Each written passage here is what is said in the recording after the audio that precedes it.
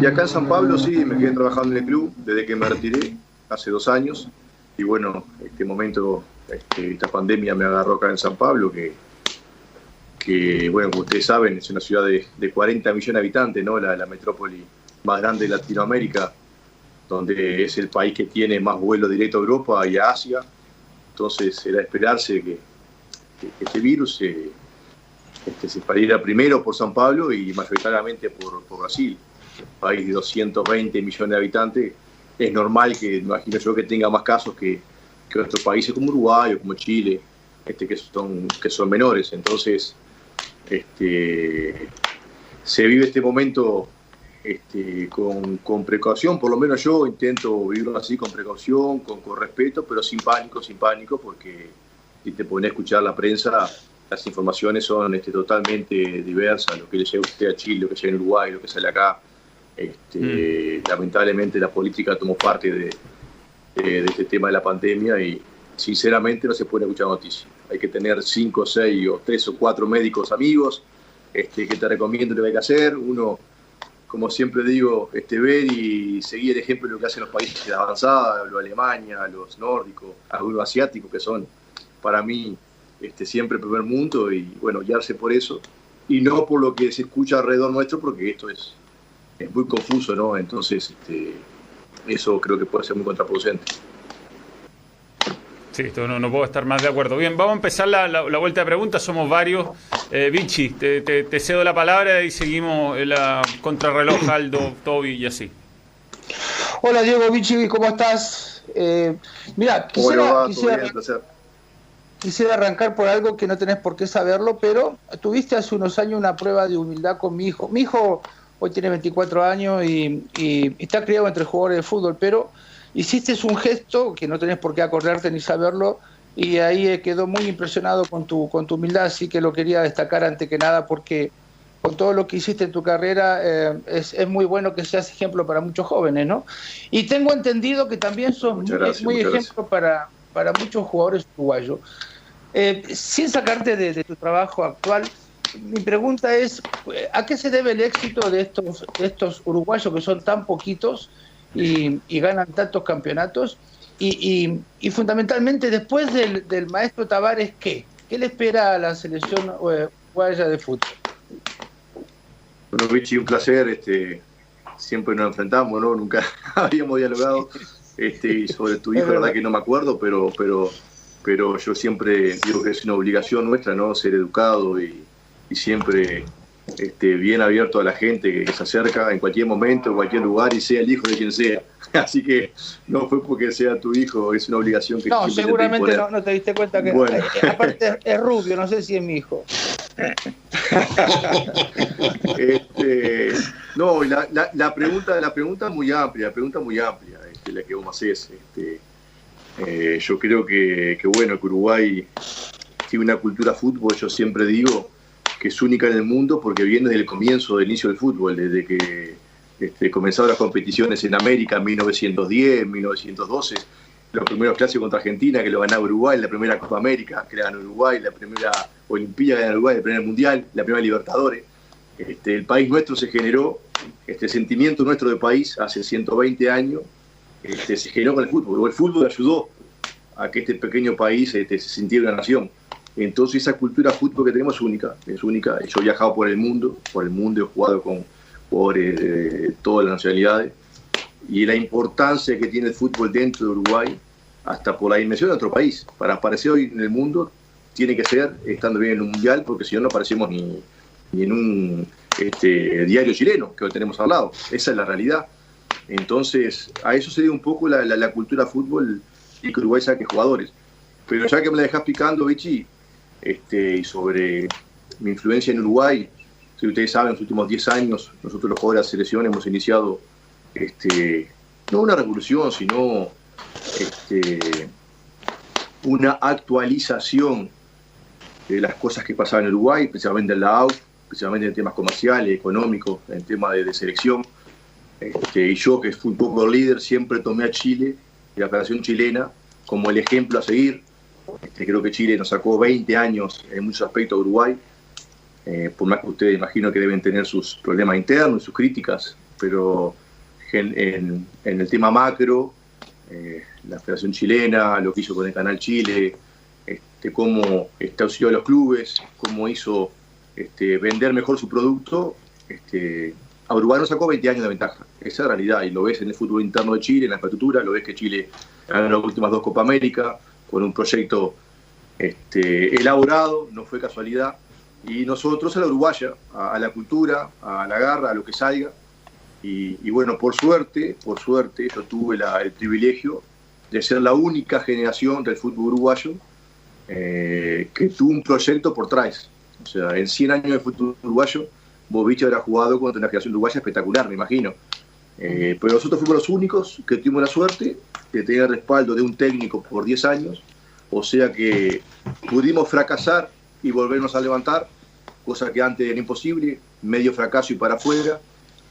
Y bueno, creo que ese es el único secreto de por qué Uruguay volvió a ser competitivo, porque después de mucho tiempo manejamos un proyecto a mediano y largo plazo, donde los jugadores tuvimos la suerte de fracasar, acumular experiencia, tener revancha, generar una empatía mucho mayor con tus compañeros, con la camiseta, y eso hicieron que esta generación volviera a ser competitivo a nivel mundial. Yo creo que sin ser ni cerca de la mejor de nuestro fútbol, ni cerca, pero con un proyecto que yo tuve el privilegio de capitanear, ¿no?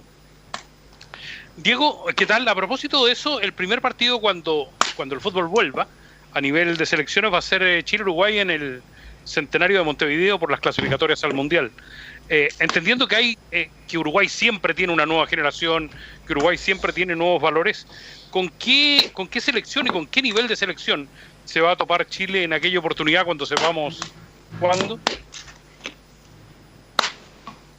Yo creo que este año todavía con una excelente generación, una mezcla perfecta todavía de crack que todavía están en buen estado, como son Cavani, como son Suárez, como son Godín, como son Cáceres, Mulera, que yo creo que por ahora son insustituibles, no se le ve un sustituto.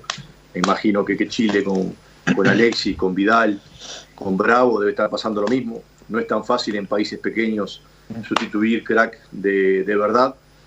Si el partido se juega este año, yo creo que va a ser difícil para Chile en Montevideo. A medida que pase el tiempo y esta generación nuestra de mayores obviamente empieza a perder fuerza, creo que nos va a costar un poco, principalmente en ataque y en saga, encontrar sustitutos de altura, ¿no? Si bien en el medio campo, hoy tenemos un medio campo excelente, sustituir un Suárez y un Cavani en un país como el nuestro no va a ser fácil, es una realidad, no es ser pesimista, es una realidad de lo que significa el fútbol actual, ¿no?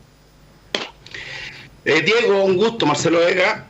Estaba viendo una entrevista y bien interesante donde hablaste de todo un poco, hablaste de Sócrates, hablaste del maestro Tavares, hablaste de los equipos que jugaste, de todo un poco, pero me llamó mucho la atención porque dice la importancia y la influencia que tiene el jugador de fútbol en la sociedad, que a veces es mucho más que un presidente. ¿Es tan así? Y yo creo que en Chile no debe ser diferente. En épocas de Copa del Mundo, en épocas de Copa América o partido importante de eliminatoria, no digo la importancia, pero sí el acceso a la población que tiene un jugador de selección es hasta mayor que un presidente, porque a uno lo escucha desde un niño en el barrio más remoto del país nuestro, hasta un tipo mayor, hasta de repente un gran profesional o un analfabeto. Y eso te da, yo creo, una responsabilidad mucho mayor de la que los jugadores de fútbol muchas veces estamos asumidos o decididos a asumir, porque nos da un poco de miedo, ¿no? Porque no es nuestra, porque no estamos para eso, pero sí tenemos que ser conscientes de lo que es ser jugador de selección en cualquier país, por lo menos en Sudamérica, ¿no? Tenés una importancia a nivel social que la tenés que tener clara, por lo menos para, si no digo para dar el ejemplo, para cometer los menos errores posibles, ¿no? Hola Diego, Juvenal por acá, gusto saludarte, qué bueno que nos pudiste atender. Te quería preguntar por lo siguiente, uno cuando es futbolista, siempre hay compañeros que le van dejando cosas para la vida, no solamente para la cancha. Cuéntanos un poco qué significó y qué simbolizó el maestro Tavares en todo ese largo camino que los dos recorrieron juntos en la selección. Y bueno, te voy a repetir más o menos lo mismo que digo siempre cuando me preguntan por el maestro, ¿no? Yo fui 10 años capitán con él en la selección, 10 años, y siempre de usted y de usted, nunca Diego ni Oscar, Lugano y Tavares, ¿no? Y un respeto absoluto, una confianza absoluta, una convicción, una educación y una firmeza. Educación y firmeza. A veces en el fútbol como que no, esas dos cosas no van compatibles. Si un técnico de repente no llega puteando a un vestuario, pateando la puerta, parece que no fuera firme. Y nunca vi en el fútbol yo una persona más firme que el maestro. En sus convicciones, acertando o errando, como todos, con educación y con un lenguaje español que es digno de la gran academia española, ¿no? E incluso una anécdota que lo pinta el maestro de Cuerpo y Alma, la vez que lo vi más feliz en la vida fue cuando justamente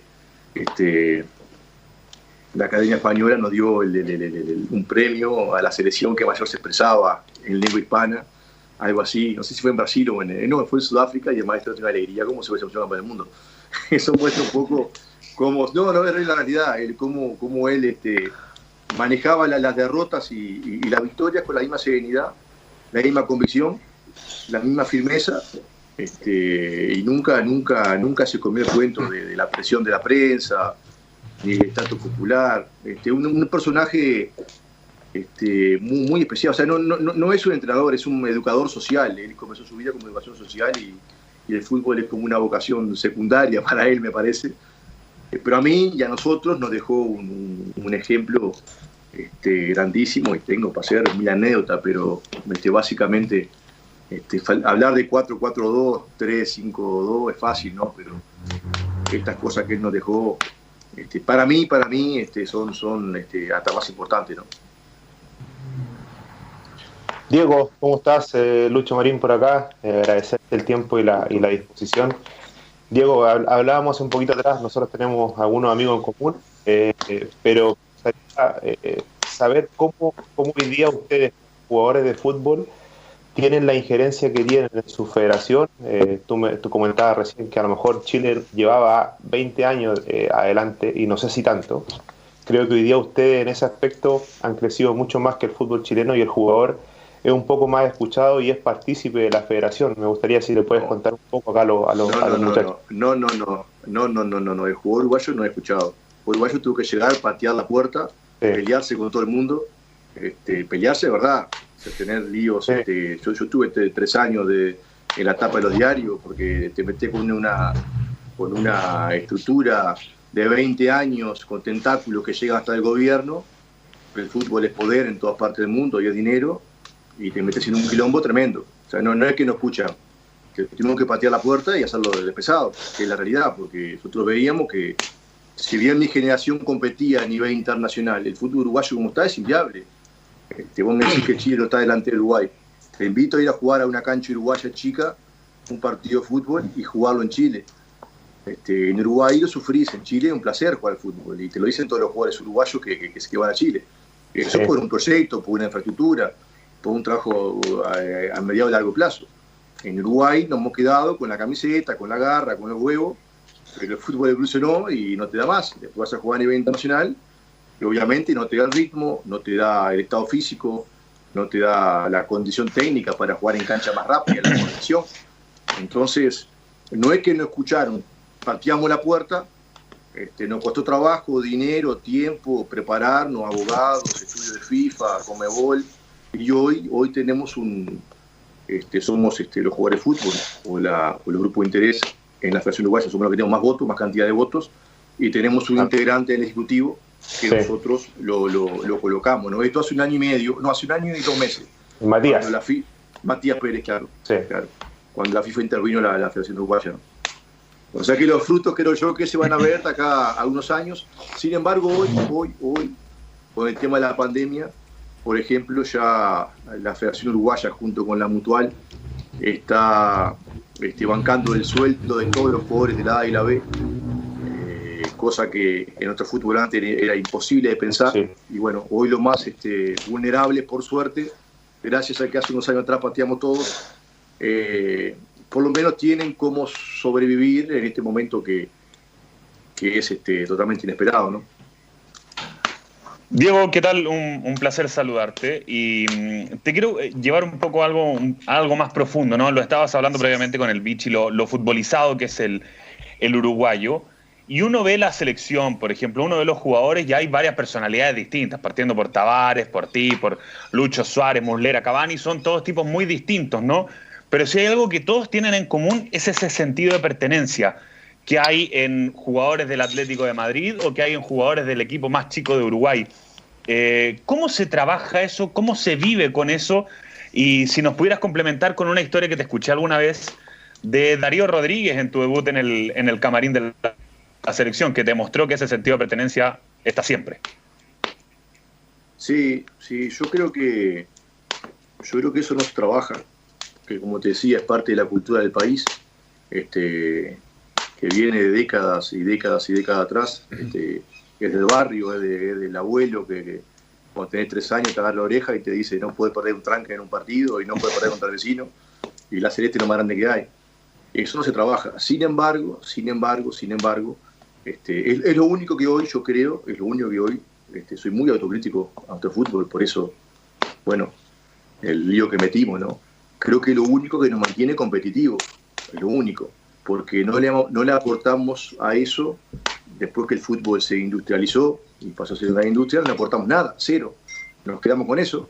Ahí vemos a Chile crecer, y vemos a Colombia crecer, y vemos a Ecuador crecer, y ni que hablar de los europeos, y cada vez se complica más. Entonces, por suerte, tenemos eso que viene de antes. Lo otro, lo más difícil es lo que tenemos que generar, que ese es el desafío nuestro, ¿no? Y la anécdota con Darío fue cuando yo debuté en la selección contra Paraguay, debuté en el 2004, estábamos 7º en la eliminatoria, primera fecha, segunda rueda. Si perdíamos ya estábamos afuera, faltando 10 fechas creo. Como siempre eliminatoria, una presión. Primer tiempo del estadio 0-0. Por supuesto nos fuimos al vestuario puteado por todo el estadio, sin duda. Y cuando llegué al vestuario el primer partido, yo estaba ansioso, nervioso, y para cambiarme la camiseta me la saco, y obviamente la saco, me la pongo en el suelo y le pongo la otra. Y en el medio de aquella presión, en medio de aquella locura de la tensión, Darío me dice, no, guacho, la celeste en el piso nunca. Dice, cuélguela que donde tiene que estar. Y bueno, son cosas que son detalles, no solamente por el gesto, sino por el momento. Imagínate un empate que te putea todo el estadio, que estás por el mundial, que en mi debut tener esa visión, ¿no? Más que el gesto, es el momento en el que hace el gesto. Son detalles que bueno, que es lo que nos mantiene competitivo. Esa es mi visión, un poco autocrítica, ¿no? Que me parece que en Uruguay entienden muy bien ese rol, y siento que la selección ha ido también, uruguaya, Pablo Montero, Diego Godín, tú, van teniendo esa impronta donde intimidan, y además juegan bien y son confiables, digamos. Tampoco es que los expulsan todos los partidos, ni mucho menos. No, intimidar no es la palabra, nunca, jamás. Pero en mi caso, ¿no? Nuestros 90 kilos, vos intentás siempre llevar el partido al duelo físico, obviamente, ¿no? No voy a jugar una carrera con Alexis Sánchez, está claro. Por ejemplo, cada uno intenta llevarlo el juego a donde más le conviene, pero no es la palabra intimidad, sí incomodar al delantero, que no se sienta una tarde cómoda, porque te voy a repetir, el fútbol es algo serio, no es solamente un espectáculo, lo sentimos así. Y bueno, está cambiando ahora con el VAR y todo, ¿no? No sé qué haríamos. Con el VAR no sé qué haría yo, pero hace parte de nuestra forma de sentir el fútbol. Muchas veces me gustaría jugar de repente con un zaguero chileno o un zaguero colombiano, una tranquilidad bárbara, salir jugando en el área, pero nosotros en el área riesgo, ese riesgo estás poniendo en peligro a todos tus compañeros, y lo sentimos así, por eso a veces nos cuesta más jugar un fútbol más vistoso. Hemos intentado muchas veces jugar diferente, pero cuando nos rendimos en la selección sentimos que hay algo más serio, y eso por momentos parece que fuera más malintencionado, pues yo, por ejemplo, en Uruguay jugué 98 partidos, fui expulsado una vez, y fui mal expulsado todavía, hice 10 goles. Hice 10 goles. Godín lleva 110 partidos y no sé si fue expulsado una vez también y lleva 8 goles. Entonces, a veces pasaba una imagen que no la que queda pena de querer imponerte y querer ganar. Sí, mi pregunta... perdón. Dale. Mi pregunta, vos sabés que hablo un poquito de peluquero, Diego, y no me acuerdo cómo se decía... perdón, hablo un poquito de portugués y no me acuerdo cómo se decía peluquero, pero hay por ahí, ¿no? Por el barrio. Cabeleleiro. No están saliendo. Cabeleleiro. Es la cuarentena, vos, 50 días de cuarentena. Y bueno, en ese momento agarro yo y empiezo. Vos sabés que viendo tu carrera, viendo tu currículo, lo hemos enfrentado un par de veces. Mi bronca es con ustedes, que los que no deciden ser entrenadores, porque tienen un montón de sapiencia, de conocimientos, de historia, de experiencias para trasladar a muchos jugadores jóvenes. Entonces, yo sé que estás en otra tarea ahora, Sao Paulo, pero ¿no te pica el bichito ese de poder ser entrenador de fútbol? Sabes que me han dicho varias veces y no es algo que hoy me vea con paciencia, no me veo con paciencia.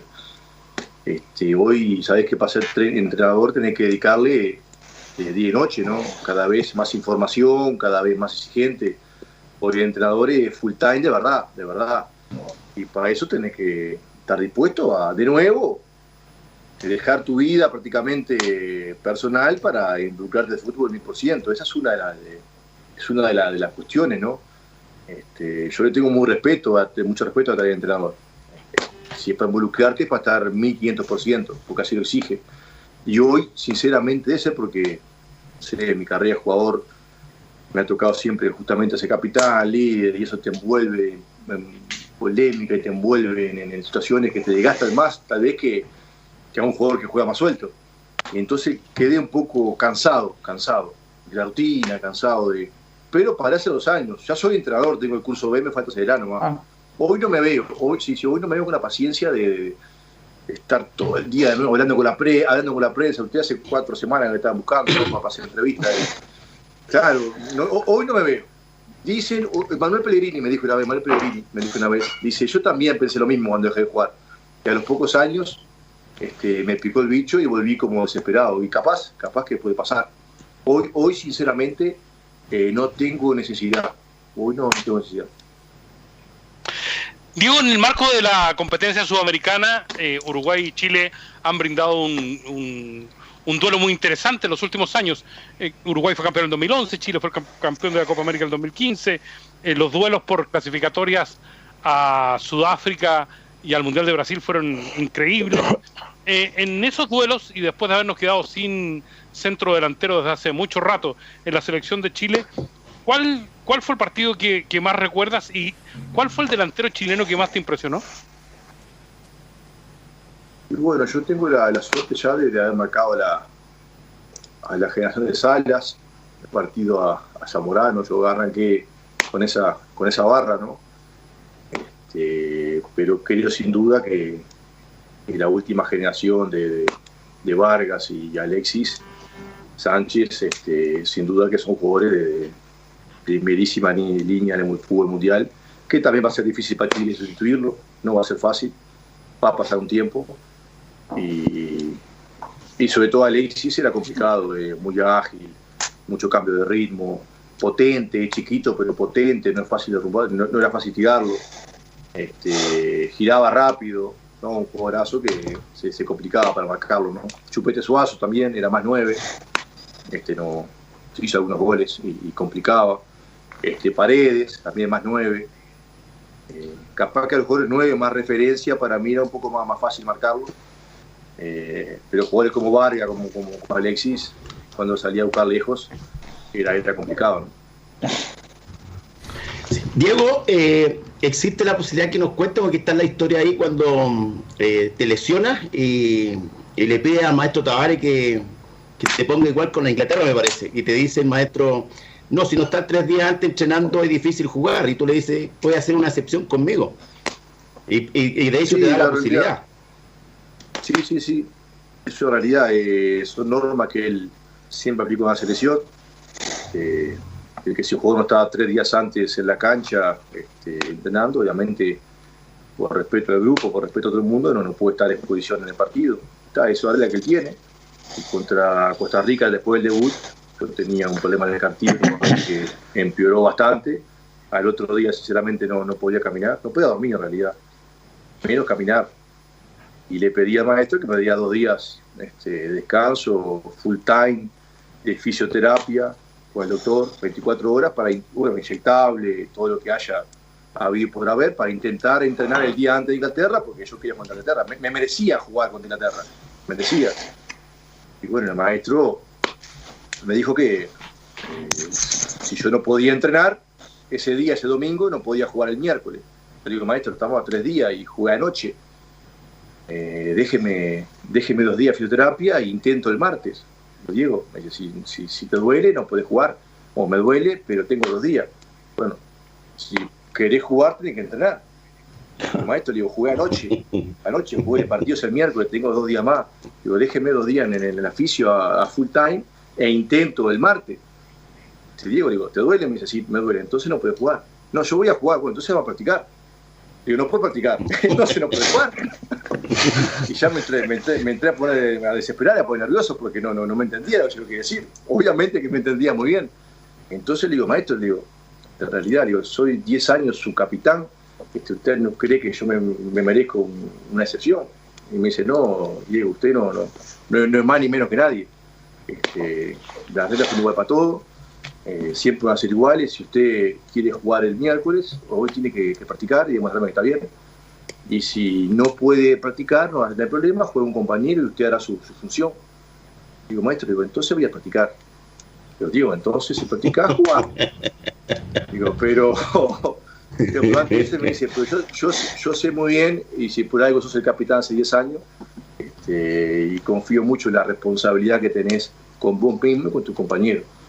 Y bueno, así fue, practiqué el domingo practiqué el lunes, me arrastré como un gusano, mal no podía apoyar el pie. Mis compañeros murmullaban en la cancha y nadie se animaba a decirme nada. Y yo estaba porfiado que jugaba, y mis compañeros, ¿viste? Se hablaban por atrás, pero nadie se animaba a decirme, Tota, estás loco, nadie, nada. Y bueno, el día antes del partido, el maestro me puso el chaleco capitán, el chaleco de titular, y hice pelota quieta, hizo un gol, todavía pelota quieta, hizo un gol de cabeza, porque me cayó en la cabeza ese gol. Pero me entró como un aire de conciencia, digo, no puedo hacer esto, no podía caminar. Y terminé la práctica y le digo, maestro, no puedo jugar. Y me dice, ¿tuvo consecuencias? Sí, por la rodilla. Sí, estuve 5 meses sin jugar después. 5 meses parado. 6 meses parado. Por el cartílago. O sea, yo quería jugar y estaba un agujero en un hueso, estaba un agujero en el hueso de la rodilla. Pero en un mundial no te entendía nada. Y el maestro me dijo, no, bueno, estaba esperando que me dijeras eso. Y si no pasa nada, juega un compañero. Si haya tu función, esto sigue, no hay ningún problema. Así de fácil. Y yo lloré 3 días. Y el hombre con una convicción, una serenidad que a mí en el momento no me gustó. Yo sentía que tenía el derecho a tener el privilegio de estar 2 días con 2 médicos cuidándome a mí. Yo sentía que me había ganado después de 10 años remarla como capitán. Pero bueno, ahora con el tiempo me di cuenta que obviamente él tenía toda la razón del mundo, ¿no? Por la manera de conducirse principalmente. Diego, en la década de los 80, todo lo que fuera jugar con la selección uruguaya o ir a jugar un partido amistoso, hacer partidos internacionales, significaba Paco Casal. La época de los 90 exactamente lo mismo. Tú en el inicio nos dijiste que el futbolista uruguayo había tenido que golpear puertas para poder ser escuchado. Te cuento que con la sociedad anónima acá en Chile, a los jugadores jóvenes les están haciendo contratos desde los 15 años y la cantidad de empresarios que se ha adueñado de esto es impresionante. ¿Cómo lograron ustedes, cómo está funcionando hoy día Uruguay respecto a los representantes de los futbolistas? No, en Sudamérica Sé cómo funciona en Chile. No sabía que ya de tan chico legalmente podían agarrarlo, legalmente que tenga respaldo, no sabía. Lo voy a estudiar mejor eso. No tenía esa información. Se me escapó algo ahí. No, pero es un tema que yo estoy en Brasil y es lo mismo, ¿no? Es un tema que al fútbol sudamericano nos viene matando, ¿no? Porque si bien un empresario puede ser importante en cierto momento en la carrera de un jugador, que se adueñen de la vida de gurises que tienen la necesidad cuando son adolescentes, cuando cualquier cuento que le vendés te lo creen, principalmente porque el jugador de fútbol, la mayoría de nosotros venimos de abajo y no tenemos la preparación necesaria. Cuando te despertaste, tenés 30 años y ya marchaste, ya fuiste. Es un tema que yo no entiendo por qué las confederaciones no se ponen de acuerdo para intentar, o mismo los ministerios de deporte de cada país, para intentar poner el control de verdad, porque a veces es una trata de blanca. De repente vos querés que tenés un jugador en un club con 17 años y no es tuyo, e invertiste, de repente un club invirtió 6, 7 años en él. Es un tema que en Uruguay es igual o peor que en Chile. En Uruguay es igual o peor que en Chile porque tal vez los clubes tengan mucha más necesidad que en Chile. Entonces es mucho más manipulable. En Brasil hay más cantidad de jugadores, más cantidad de mentiras, porque hay más cantidad de jugadores, pero también vos en San Pablo, bueno, se nos fue, por ejemplo, Militao, se nos fue a Real Madrid gratis, a Importe para Madrid gratis, porque no le pudo renovar contrato, lo tuvimos 10 años en el club, y a los 19 el empresario dijo que no le renovaba contrato y no pudo renovar. Y bueno, es un tema que la verdad por ahora no se le ha encontrado solución. Yo creo que un poco también porque a muchos clubes no les sirve, a los dirigentes de muchos clubes les sirve que siga así, esa es la realidad. Por algo los contratistas han agarrado tanta fuerza, porque los principales beneficiados acá son muchos dirigentes de los clubes. No hace falta aclarar mucho más cosas, pero no hay problema. O sea, que el fútbol hay lugar para todos tienen que ganar, es una linda industria, un lindo negocio. Tienen que ganar técnicos, los jugadores, los empresarios, los intermediarios, los dirigentes, los periodistas, pero no con monopolio, no con prepotencia, no con trata de blanca, no con abuso total y absoluto de inocencia de adolescentes o de sus familias, en fin, porque después el problema es social, ¿no? Después el problema de esos 100 jugadores de Chile, Uruguay, que a los 15 años el empresario de repente le hizo largar el estudio para dedicarse al fútbol, uno llega y los otros 99 no tienen capacidad ni siquiera ni de trabajar en cualquier ámbito de la sociedad. Entonces es un tema que yo no entiendo por qué en Sudamérica todavía no hemos podido, no te iba a arrancarlo, sino que realmente desde la raíz darle un control y un sentido social antes que deportivo, ¿no? Sí. Diego, mi consulta va relacionada al manejo o al recambio que han tenido ustedes en la selección uruguaya.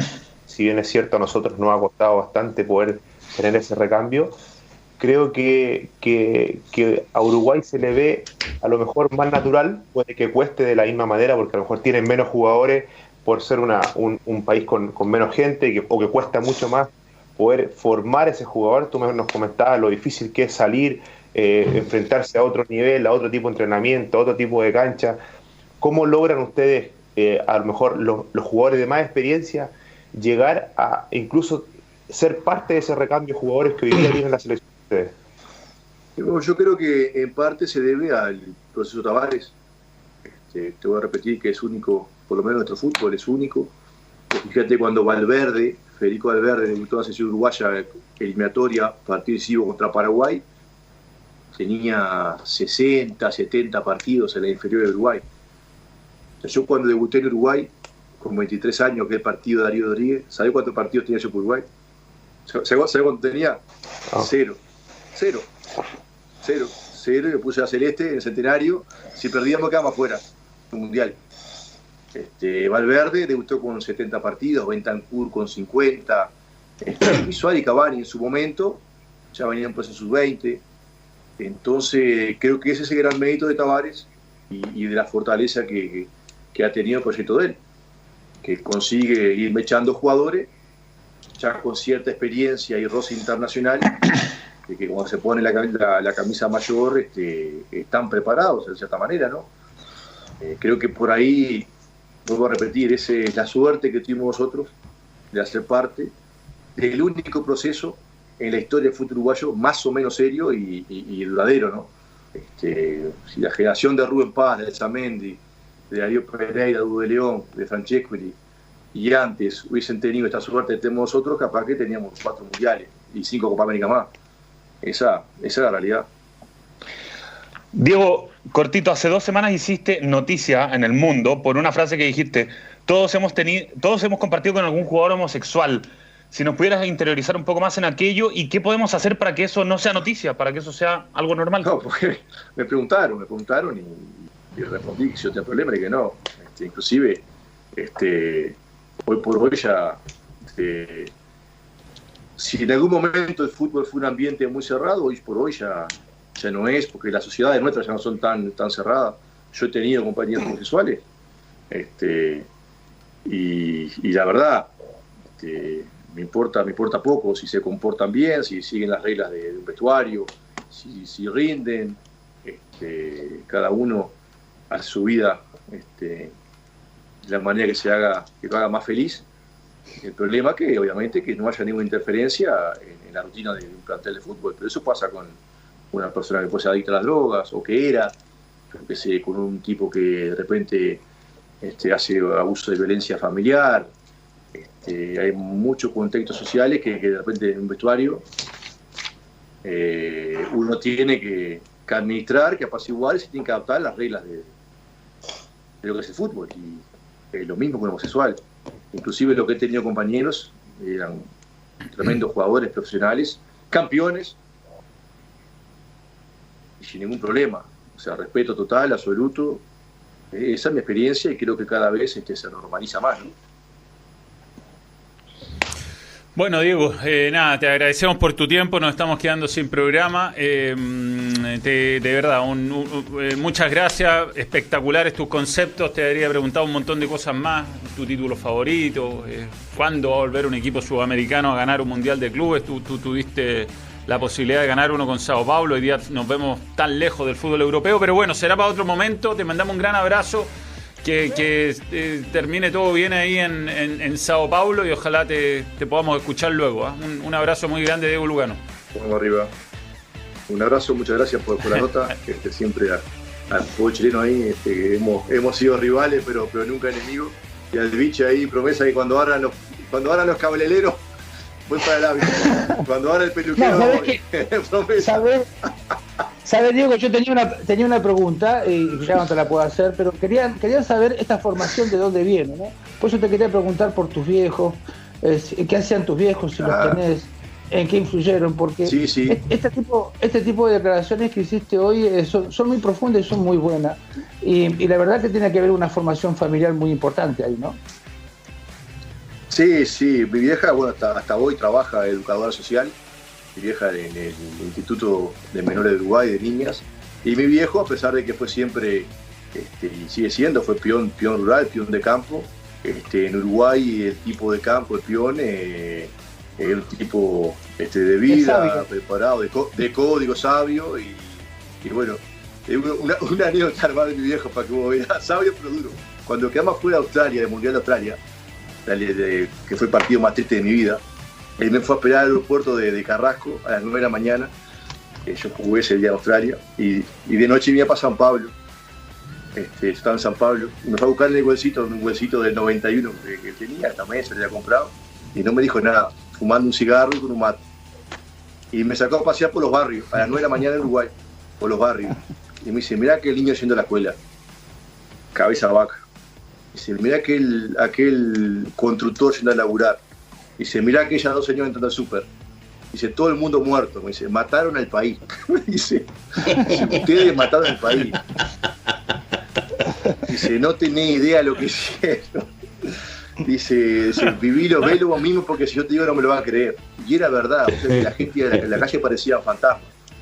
Y bueno, era directo, era duro, pero era la verdad. Y así toda la vida, ¿no? cuando me salí un poco de trillo, me enderezaba. Hasta hoy lo tengo vivo, hasta hoy, por suerte. Qué bueno. Es el contra número 1 que tengo, pero algunas cosas hemos sacado.